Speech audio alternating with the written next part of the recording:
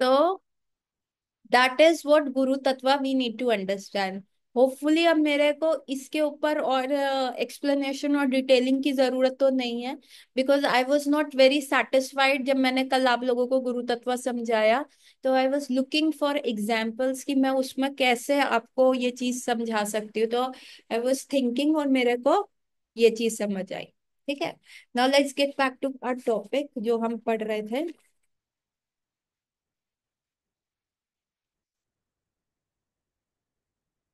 कहाँ तक पढ़ा था? हाँ, आध्यात्मिक गुरु। अच्छा, पाप कर्मों तक ले लेते हैं, हाँ। सो प्रथम बार श्रवण करने से नित्य संबंध आरंभ हो जाता है। आप जैसे ही like you people started listening to me, हम टेम्पल में मिले, आपने मेरे से जो लोग मेरे से टेम्पल में मिलते हैं, आपने मेरे से कुछ प्रश्न पूछे, मैंने उसका उत्तर दिया। तो उसी में क्या हुआ, एक रिलेशनशिप डेवलप होना शुरू हो गया। वैसे ही हमारा क्या है, भगवत हम भगवत दीक्षा भी हमारे में होती है कि लिसनिंग से भी अगला व्यक्ति गुरु बन जाता है। अब मैं जितने लोगों को सुनती हूँ, मैं जितने सारे लोगों को एवरीडे सुनती हूँ, तो वो क्या हुआ, ऑटोमेटिकली यूट्यूब पे वो मेरे सारे शिक्षा गुरु हो गए। अभी मैं जो बोलती हूँ तो मैं एक्चुअली दो एक दो घंटा सुनती हूँ ताकि मैं कुछ बोल सकूं। मेरा अपना इसमें कुछ नहीं है, एज आई ऑलवेज से। मैं क्या करती हूँ, कट कॉपी पेस्ट, है ना। और उसको कैसे आप लोगों को पेश करना है, बस मेरा वो ही कार्य है कि मैं उसको कैसे आपके समक्ष सर्व। कुकिंग कोई और कर रहा है, I am just serving it in a platter in front of you. ठीक है।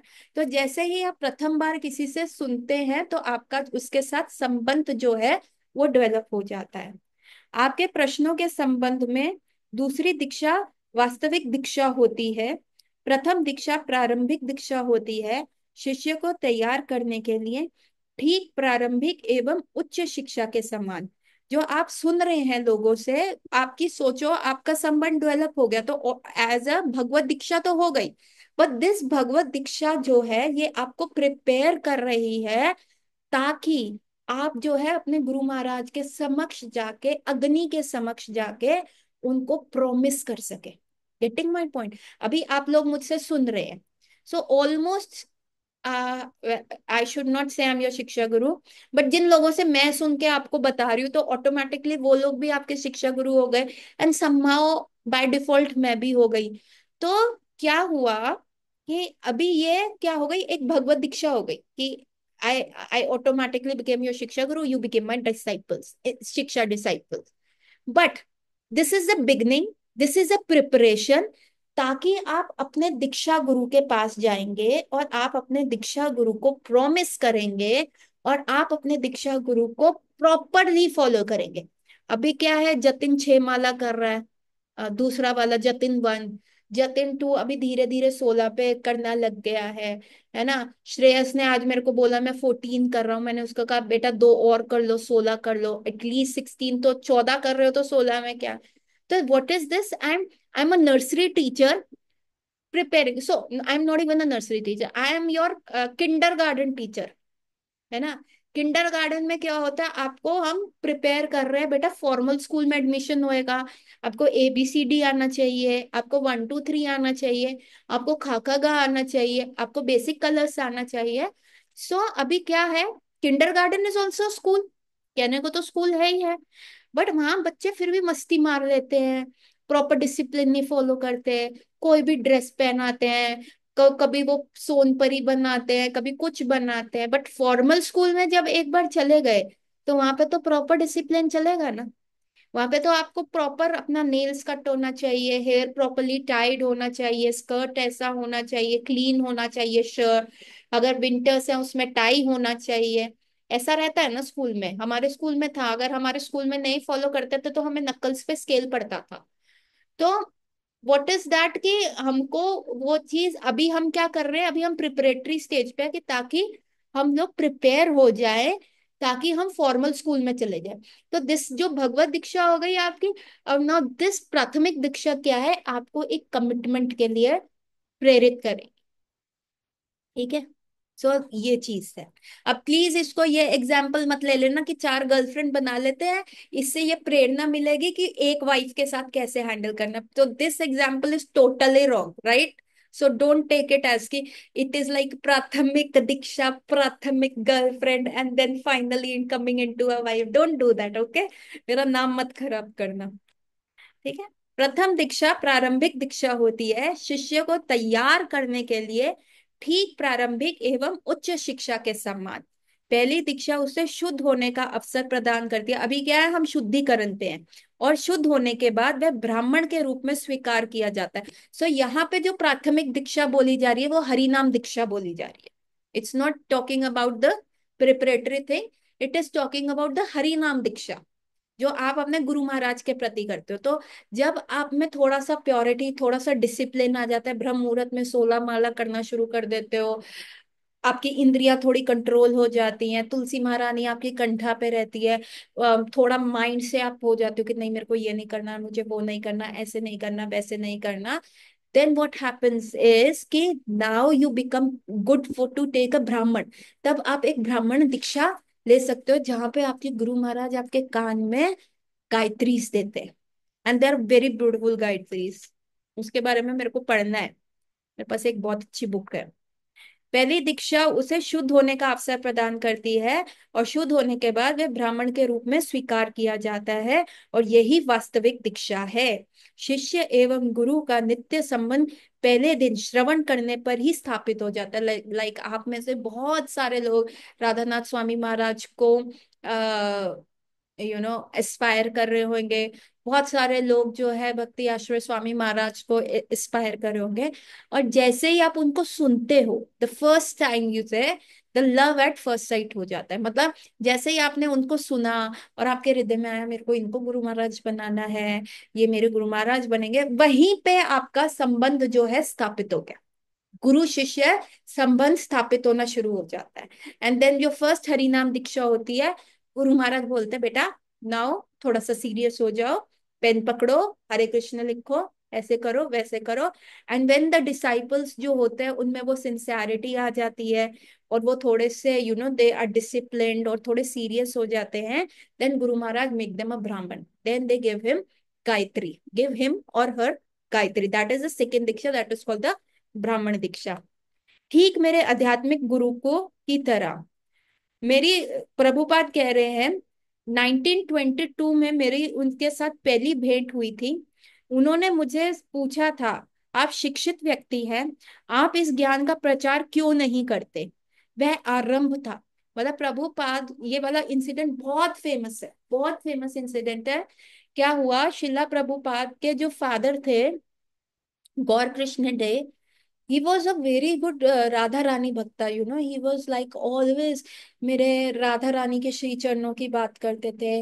राधा रानी, मैं चाहता हूँ मेरा जो बेटा हो वो श्रीमती राधा रानी के श्री चरणों का अच्छा भक्त बने।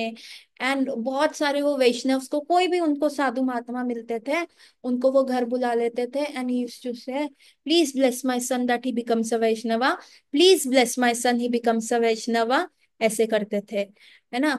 और जो उनकी माता जी थी प्रभुपाद की, वो चाहती थी मेरा बेटा पढ़ के लंदन में बैरिस्टर बने, लॉयर बने, और मैं भी कर रहा हूँ कि मैं हूँ बैरिस्टर की मम्मी। तो लेकिन भगवान का प्लान वहां पे क्या था कि प्रभुपाद को उनके फादर इतना सारा आशीर्वाद दिलवाते थे घर में वैष्णवों को सर्व करते हुए। पर फिर प्रभुपाद ना जब बड़े हो रहे थे तो उन्होंने देखा कि कुछ Vaishnav they were not following the proper principles, okay? वो यहाँ से दीक्षा ले लेते तो बाहर जाके पैसे से सिगरेट फूक रहे होते थे, या किसी स्त्री के साथ वार्तालाप कर रहे थे, पहना उन्होंने ऑरेंज है, और वो बहुत फ्रैंक और लूज टॉक्स कर रहे होते थे। तो Prabhupada was a educated man, and उस टाइम देश आजाद भी नहीं था, and he was very much influenced by Gandhi philosophy, and he was like कि खादी एंड भारत छोड़ो आंदोलन। और प्रभुपाद जिस स्कूल में थे, उनके उनके सीनियर कौन थे पता है? Anyone, any guesses? प्रभुपाद जिस स्कूल में थे उनके सीनियर पता है कौन थे? Any guess? Anyone? Subhash Chandra Bose. Subhash Chandra Bose was Prabhupada senior in that school. और प्रभुपाद इतना ज्यादा गांधीवादी फिलोसफी सुभाष चंद्र बोस वगैरह से थे कि उन्होंने उस स्कूल से, जब उनका एजुकेशन क्वालिफिकेशन हो गया, उन्होंने डिग्री नहीं ली, मुझे चाहिए ही नहीं। उनका स्कूल का नाम था ब्रिटिश स्कॉटिश स्कूल, है ना? तो उन्होंने वहां से डिग्री ही नहीं ली कि मैं नहीं ले रहा, एज अ विरोध कि आप हमारे देश पे कैसे कंट्रोल कर सकते हो। एंड 90, और फिर जब उन्होंने वैष्णवों का हाल देखा तो ही वाज लाइक नो, ये लोग बेकार है, कुछ नहीं होता। तो जब वो किसी अपने ऑफिस में जहाँ पे वो काम कर रहे थे, तो वहां पे उनका एक मित्र उनको मिला, कहते बहुत अच्छे साधु महात्मा आए हैं, चलो तुम्हारे दर्शन कराऊं। एंड प्रभुपाद वाज लाइक नहीं नहीं, मेरे को नहीं करने, बहुत दिव्य मनुष्य हैं, बहुत अच्छे हैं, तुम चलो तो सही। एंड उन्होंने प्रभुपाद का अभय चरण बाबू, उस समय उनका नाम अभय चरण था, अभय चरण बाबू का हाथ पकड़ के खींचते हुए वहां पे टॉप छत के ऊपर, ये मीटिंग चल रही थी, 1922 की बात है, ले गए। और भक्ति सिद्धांत सरस्वती ठाकुर महाराज ने प्रभुपाद को देखा और उन्होंने कहा, यू आर एजुकेटेड मैन, तुम पढ़े लिखे व्यक्ति हो। प्रभुपाद ने कहा हाँ। आपको इंग्लिश आती है? प्रभुपाद ने कहा हाँ। कहते हैं ये पुस्तकें तुम लिखो और प्रचार क्यों नहीं करते पाश्चात्य देश में। एंड प्रभुपाद ने झटक से बोला कि अभी हमारा देश जो है अधीन है, हम स्वतंत्र नहीं है, तो किसी पराधीन देश के व्यक्ति की बात कौन सुनेगा। एंड उस समय भक्ति सिद्धांत सरस्वती ठाकुर महाराज ने कहा, व्हाट इज पराधीन, what is condition, what is independence. ये तो सब चलता रहेगा, कुछ सालों में देश आजाद हो जाएगा, लेकिन सबसे बड़ी स्वतंत्रता क्या है कि इस भौतिक शरीर से स्वतंत्रता, इसके बारे में क्यों नहीं सोच रहे, है ना। अभी तुम चाहे देश स्वतंत्र भी हो जाए, पर तब भी तुम क्या भौतिक शरीर के अंदर आप परतंत्र रहोगे, उसके अंडर ही रहोगे, टर्म्स एंड कंडीशन अप्लाई होएगी ना। अभी मैं कहूँ नहीं मेरे को एजिंग नहीं चाहिए, मेरे को नहीं बड़ा होना, मुझे नहीं एज करना, तो मेरा बॉडी सुनेगा क्या? वो डिजनरेशन पे जाएगा ही जाएगा। कोई व्यक्ति कहे मेरे पास बहुत पेशेंट आते हैं, या डॉक्टर साहब अभी नहीं मरना, अभी बहुत जिम्मेदारी है, अभी बहुत जिम्मेदारी है, तो ये क्या हमारे हाथ में है? See so many terms and condition apply हो रही है ना, वो तो नहीं है ना हमारे ऊपर। तो फिर ये भक्ति सिद्धांत सरस्वती ठाकुर महाराज का logic came as a Indra का thunderbolt, and it just open Srila Prabhupada heart. और प्रभुपाद ने उसी समय, that very moment he accepted him as a guru and he accepted him as a disciple, unsaid. ये ऐसा प्रेम है ना, ना कुछ कहा ना कुछ बोला, बस आंखों ही आंखों में बात हो गई और एक व्यक्ति को दूसरे के, दैट इज प्रगाढ़ प्रेम। अरे जो बोल दिया वो क्या प्रेम ना, क्या लव। अगर मुझे बार बार अपने पति को बोलना पड़े, यार मेरे को ये चाहिए, यार मेरे को ये चाहिए, मुझे बुखार है अभी, तू मेरे को ऐसा कर, अरे ये प्रेम थोड़ा ना होता है। माँ माँ अगर बच्चे को देखे, उसको फीवर है, उसको दिक्कत है, तो माँ उसकी केयर करती है ना, करेगी ना। ये बच्चा कहता है कि मम्मी मेरे को फीवर हो रहा है, वो तो पड़ा हुआ है बुखार में, उसको तो होश ही नहीं कि क्या है। ये प्रेम होता है। जहाँ बोलना पड़ गया तो भैया वो फॉर्मेलिटी है। आप इतने साल एक दूसरे के साथ रह रहे हैं और आप एक दूसरे का हृदय नहीं समझ पाए, आपको यही नहीं पता आपके बेटर हाफ को क्या अच्छा लगता है क्या नहीं अच्छा लगता। जब आपको पता है तो that is Prem. And when आप उसके बेटरमेंट के लिए हेल्प कर रहे हो तो दैट इज प्रेम। तो यहाँ पे लव एट फर्स्ट साइट हो गया। ये फर्स्ट गुरु शिक्षा वही चीज हो गई, जैसे ही सुना और प्रभुपाद का हार्ट ओपन हो गया, उनके कंसेप्शन जैसे भक्ति सिद्धांत सरस्वती ठाकुर महाराज का थंडरबोल्ट गिरा ना, उनके शब्दों का, उनके लॉजिक का, प्रभुपाद के सारे लॉजिक यू है ना, यू फॉलो हो गए। And that was the first instruction. अभी इंस्ट्रक्शन कौन देगा ना, कौन देगा इंस्ट्रक्शन? गुरु ही तो देगा अपने डिसाइपल को। और यहाँ भक्ति सिद्धांत सरस्वती ठाकुर ने पहली मीटिंग में प्रभुपाद को इंस्ट्रक्शन भी दे दिया। और जैसे ही वो इंस्ट्रक्शन दिया और प्रभुपाद उसको फॉलो करने के लिए थ्रू आउट लाइफ टाइम लगा दिया। See, it was instruction following was delayed but not rejected. आपके गुरु महाराज आपको इंस्ट्रक्शन दे रहे हैं, डिले कर दो। प्रभुपाद वॉज वेरी यंग उस समय and he fulfilled his instruction at 70, but throughout life उनको एंजाइटी थी। मेरे को मेरे गुरु महाराज का इंस्ट्रक्शन मिला है, मेरे को उसको फुलफिल करना है, मैं कैसे करूंगा, मैं क्या करूंगा। तो the instruction following can be delayed but it should not be rejected. ठीक है। तो यहीं पे जो है वो संबंध शुरू हो गया। और जो व्यक्ति अभय चरण बाबू को खींच के लाए थे, वो कभी वो शायद इधर आए नहीं वापस, लेकिन प्रभुपाद चेंज्ड। कई बार क्या होता है, हमको क्यों सुनना चाहिए, हमारे में श्रवण क्यों इम्पोर्टेंट है। कभी भी किसी की बात भी आपके हृदय को टच कर जाती है। और यही चीज अगर मैं 100 बार कहती रहूं, हम 100 क्लासेस में बोलते रहे, रिपीटेडली बोलते रहे, तो हमें शायद वो ट्रांसफॉर्मेशन नहीं आता। लेकिन कोई व्यक्ति ऐसा मिल जाता है जो आपको शायद व्यक्तिगत रूप से संबोधित करते हुए भी नहीं बोल रहा होता, जस्ट ऐसे एग्जाम्पल दे रहा होता है, तो भी आपका ट्रांसफॉर्मेशन आ जाता है। तो इसलिए श्रवण बहुत इंपॉर्टेंट है। एक व्यक्ति गया, वो सोच रहा है, you know he is very much thinking, मेरा अभी मैं 50 ईयर्स का हो गया हूँ, कायदे से तो मुझे वानप्रस्थ लेना चाहिए, बट मेरे बच्चे जो है इतने लायक नहीं है, मैं वानप्रस्थ लूं? मेरा भी तो स्पिरिचुअल लाइफ है ना, हाफ लाइफ तो चला गया ना 50 के बाद, अभी पता नहीं कितना टाइम बचा है। और करना चाहिए शास्त्रों के हिसाब से। अभी तो मेरे को अयोध्या, वृंदावन, काशी, वहां जाके वास करना चाहिए, अभी भी इस भौतिक संसार में पड़ा रहूं भाई। लेकिन बच्चे इतने कमजोर हैं, समझते नहीं है धंधा कैसा करना, उनको नहीं समझ आता, कैसे करेंगे, मेरे बिना इनका क्या होगा। एंड ही वाज सड़क के बीच में खड़ा होकर सोच रहा है। और उसी समय, and you know he's listening to a lot of gurus, and gurus are saying no you should leave, no this is vanprastha, आपको अपने जीवन का ये करना है, आगे बढ़ना है, एवरीथिंग आपको करना है, अपनी बीवी को लेके जाओ, no no no no, now you have to. 51 का मतलब क्या होता है? 51, 51 का मतलब go to one, now don't stay ना, अभी तुम्हारा जीवन काल कैसा है, ये है। And he is listening to all the gurus. और दुकान पे जाता है तो बच्चे कह रहे हैं पापा अभी हमारे पे कॉन्फिडेंस नहीं है, वो ग्राहक देखो उसने लूट लिया, उसने पैसा नहीं दिया, अभी वो सारा क्रेडिट पे चल रहा है, आप उससे बात करो, आपकी बात सुनता है, हमें वो बच्चा समझता है।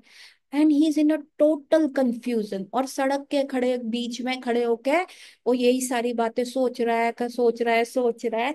अल्टीमेटली वहां पे एक जो सफाई कर्मचारी थी, है ना, वो क्या कर रही थी, वहां पे झाड़ू लगा रही थी। And she found the man standing between the road. वो झाड़ू कैसे लगाए, वो ना इधर हो रहा है ना उधर हो रहा है। And finally she shouted on the top of her voice कि ए जनाब, या तो इधर हो जाइए या उधर हो जाइए, बीच में खड़े होने से कुछ नहीं होएगा आपका। And it came as a lightning bolt. Guru Maharaj, मतलब उनका वो सेंटेंस जो था, he said of course मुझे एक डिसीजन लेना पड़ेगा, या इस तरफ या उस तरफ, I can not stay in between, मेरा बीच में रहने से कुछ नहीं होगा।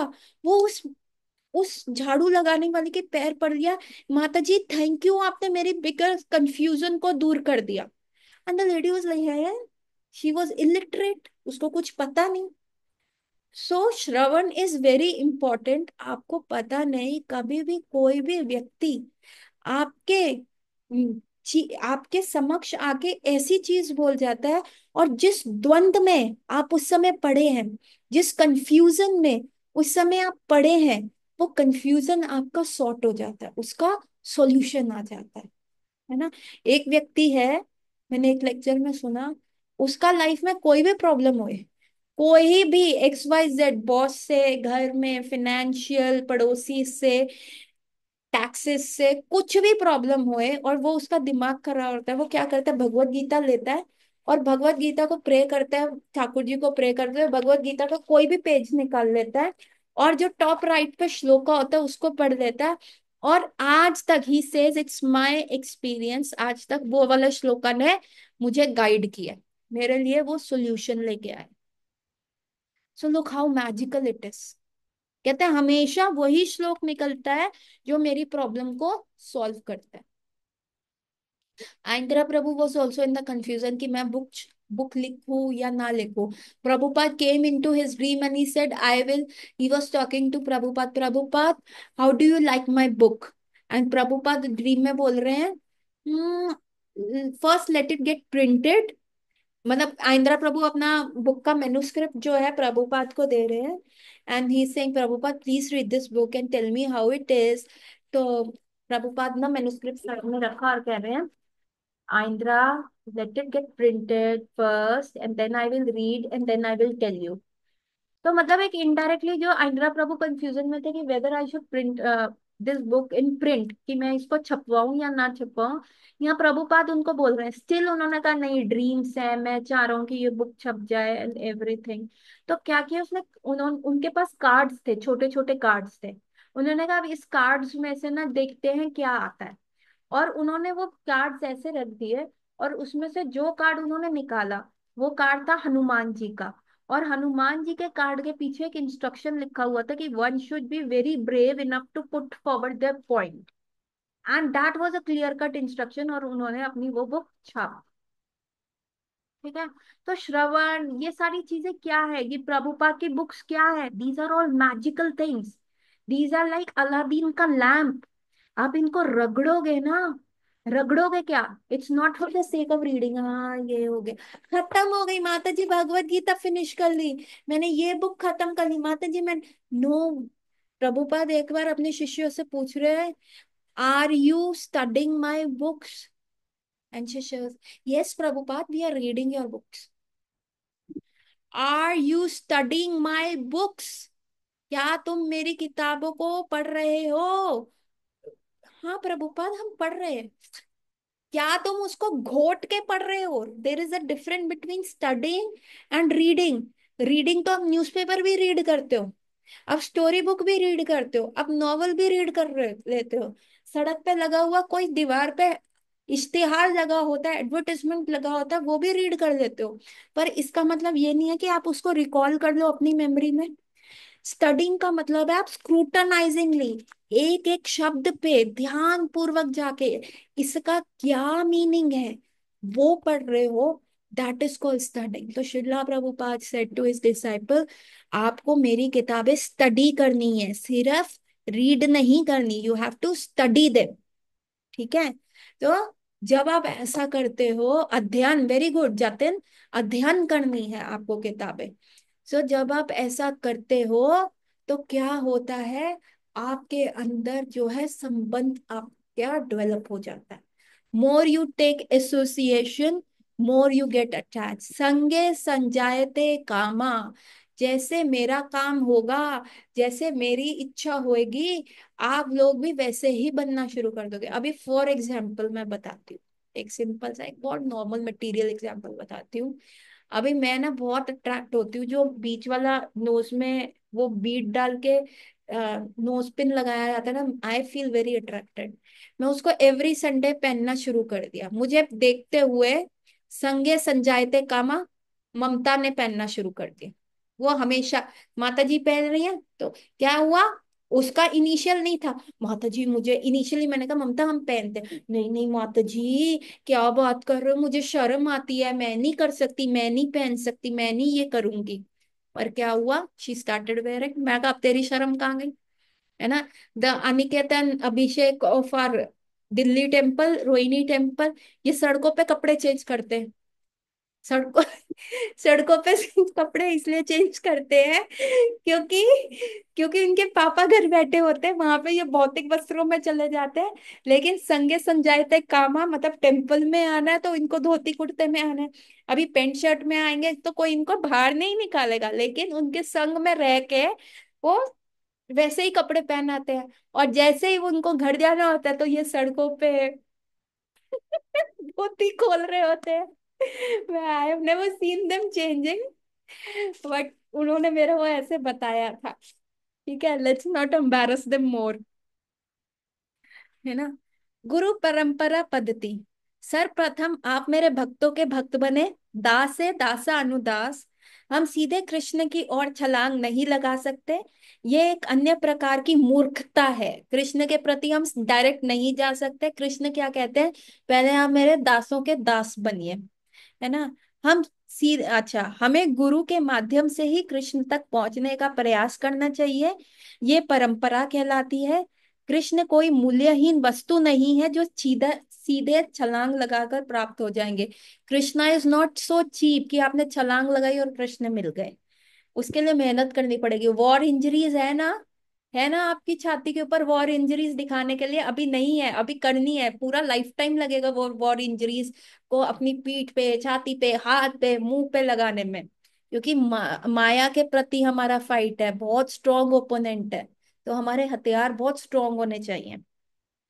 कोई यदि कहता है, अरे मैं किसी को गुरु क्यों मानूं, मैं कृष्ण तक सीधा स्वयं पहुंच सकता हूँ, ये सही नहीं है। कृष्ण ऐसे व्यक्तियों को स्वीकार नहीं करते। मत भक्ता पूज्य अधिक। श्री कृष्ण कहते हैं, आप सर्वप्रथम मेरे भक्तों के भक्त बने। चैतन्य महाप्रभु कहते हैं, गोपी भर्त्यो पद कमल्योर दासे दासे दासे अनुदासा। मैं कृष्ण के दासों के दासों का दास हूं। तो ये पॉइंट हमने बहुत बार डिस्कस किया है। कांचीपुरम की भी कहानी मैंने सुनाई थी, याद है ना किसी को कांचीपुरम की कहानी? साउथ इंडिया का एक व्यक्ति, कौन बताएगा भाई लोग? सिर्फ सुनो नहीं ना, थोड़ा सा अपना भी डालो।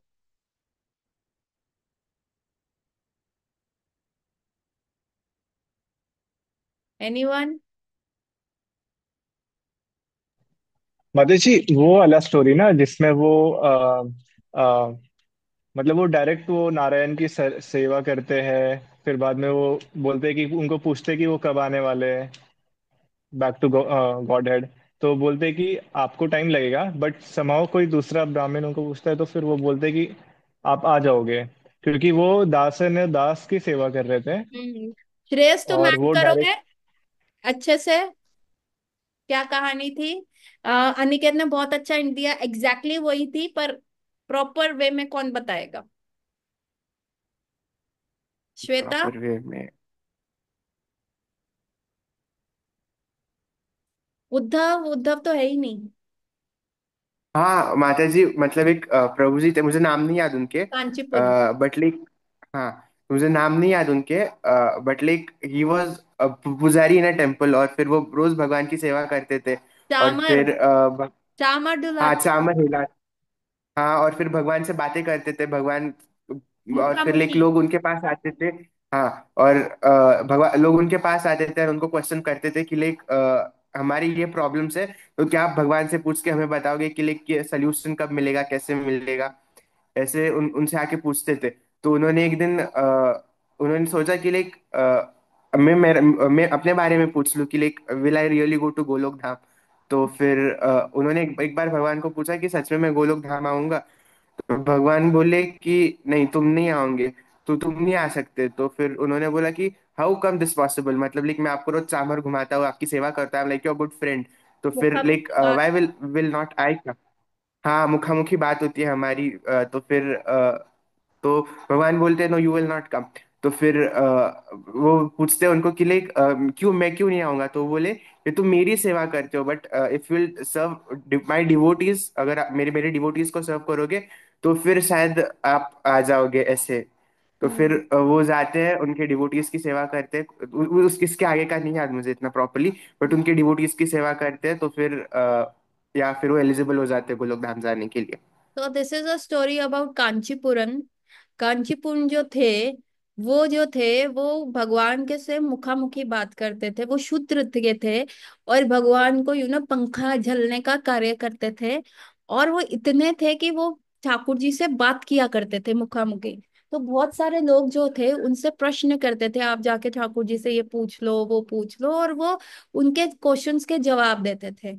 वन ऑफ द डेज एक व्यक्ति ने आया और उसने कहा, कांचीपुरम प्लीज आप जाके भगवान से पूछोगे कि मैं भगवत धाम कब जाऊंगा? तो कांचीपुरम ने कहा कि ठीक है, मैं पूछ लूंगा। और उन्होंने कांचीपुरम को बोला, पूछा, तो कांचीपुरम ने कहा हाँ वो तो जाएगा, क्योंकि वो तुम्हारी भी सेवा करता है, वो सारे भक्तों की सेवा करता है। तो भगवान ने कहा ठीक है। और एक दिन ना कांचीपुरम ने कहा, यार सब पूछते हैं, सब कैसे जाएंगे, एक बार मैं भी पूछ लेता हूँ कि जा पाऊंगा कि नहीं। तो वो गए, उन्होंने कहा, ए रंगनाथ जी, तो आप बताइए ना, क्या मैं भगवत धाम जाऊंगा? And he was expecting a big yes from Ranganath जी।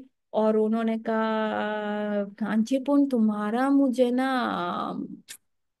पक्का नहीं पता जा पाओगे कि नहीं।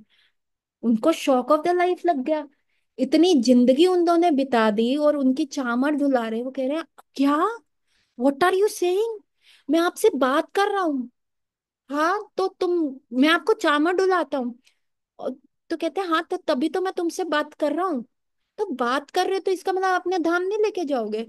नहीं नहीं, वहां पे ना ये पासकोड नहीं लगता, वो एंट्री वाला कार्ड नहीं है वहां पे ये। पहले क्यों नहीं बताया, मैं इतना बूढ़ा हो गया हूँ, पहले क्यों नहीं बताया, पहले बता देते, मैं क्या करूं, ये बहुत चीटिंग करा है, जाओ मैं अब कल से आऊंगा ही नहीं। और उन्होंने रंगनाथ जी को त्याग दिया और वो कहे तिरुपति बालाजी, कि मैं तिरुपति बालाजी जाऊंगा, वहां पे मैं उनको चामर सर्विस करूंगा, और वहां पे मैं अब उनके पास जाऊंगा, है ना। और वो इतनी मुश्किल से पहाड़ों पे चढ़े हुए हैं तिरुपति बालाजी, वहां गए। जैसे ही कांचीपुरम का दरवाजा, इतनी मेहनत से कांचीपुरम वहां पहुंचा, और जैसे ही कांचीपुरम के समक्ष आए, तो तिरुपति बालाजी ने जैसे ही वो चावल ले, no no no Kanchipuram, we don't require your service, हम पहाड़ पे बैठे हैं, यहाँ पे तो हवाएं चलती रहती है, हमें कोई सर्विस नहीं चाहिए। चंदन घिस दूं? ना, चंदन यहाँ पे घिस रहे हैं, गार्लेंड बना दूं? गार्लेंड वो देखो ना, वो माता जी कितना अच्छा बना रही हैं, अभी तुम सीखोगे ना, मेरे को वो उनका ही ठीक है। कुछ सेवा ना करे बाबा, कांचीपुरम यहाँ पे तुम्हारा कोई दाल निगलने का, तुम जाओ। फिर वो वापस रंगनाथ जी के पास है, रंगनाथ जी आपको शर्म आ रही है, इस बूढ़े पे थोड़ी सी दया आ रही है, इतने साल मैंने बर्बाद कर दिए, कुछ तो बताओ सॉल्यूशन। कहते हैं देखो कांचीपुरम, ये इसका सिर्फ एक ही सॉल्यूशन है, यदि कोई भक्त तुम्हें अपना स्वीकार कर ले, ममत्व आ जाए, तो तुम्हारा उद्धार हो जाएगा। तो अब ही वो सो फेमस, कांचीपुरम वो सो फेमस एवरीवेयर, तो कौन उससे सर्विस एक्सेप्ट करेगा ना, कौन। इट्स लाइक कि आपके गुरु महाराज आपको कह रहे कि मैं आपको हम कुछ सर्व कर सकता हूँ, आपको कि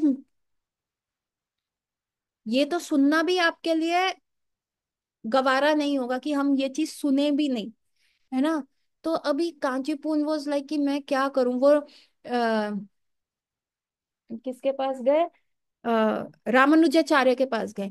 रामानुजाचार्य के नहीं, मेरे को नहीं चाहिए, मेरे इतने सारे डिसाइपल्स हैं, और आप तो भगवान से इतनी बात करते, मैं कैसे, दिस इज अपराध।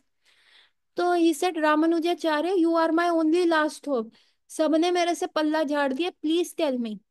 उन्होंने कहा ठीक है, देखो मेरी बहन है, उसका शादी हुआ दूसरे गांव में, शी इज प्रेग्नेंट, और ना उसका क्या कहते हैं, बहुत काम है वहां पे, and she is very difficultly manage, वहां चले जाओगे? She is also Vaishnava. And Kanchi, बिल्कुल बिल्कुल चला जाऊंगा।